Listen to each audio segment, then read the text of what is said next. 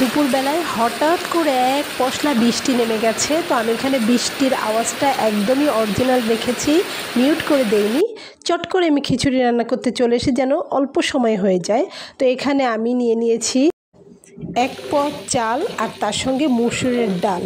তো কড়াইয়ে তেল গরম করতে দিয়ে গোটা গরম মশলা, রসুন কুচি, পেঁয়াজ কুচি আর একটা তেজপাতা দিয়ে খুব ভালোভাবে ভেজে নিচ্ছি। এখানে কিন্তু আমি কোনো রকম ঝাল ব্যবহার করছি না, কাঁচামরিচও না, শুকনো মরিচের গুঁড়াও না, কারণ ছোট বাচ্চা রয়েছে, সেও খাবে। তো সেই জন্যে একদম ভালোভাবে চালটাকে ভেজে নিচ্ছি।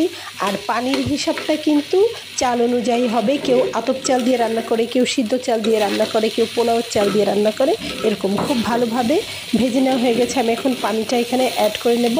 আর আমি এখানে দিয়ে নিয়েছি সিদ্ধ চাল, তো সেজন্য আমার পানির পরিমাণটা চাল অনুযায়ী আমি দিয়ে নিলাম। পানিটা আমি একবারই দিয়েছি। আর সিদ্ধ চাল দিয়ে রান্না করলে একটা সুবিধা রয়েছে, চাইলে পানিটা 2 বারও দিয়ে নেওয়া যায়।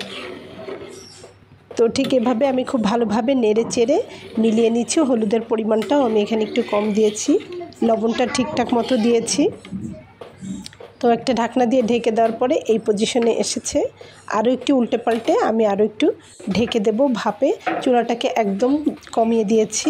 তো এই যে ফাইনালি আমার হয়ে গেছে একদম কমপ্লিট। অল্প সময়ে একদম আমি একটু শসা দিয়ে আর একটা ডিম সিদ্ধ, লেবু দিয়ে আমি সাজিয়ে নিচ্ছি।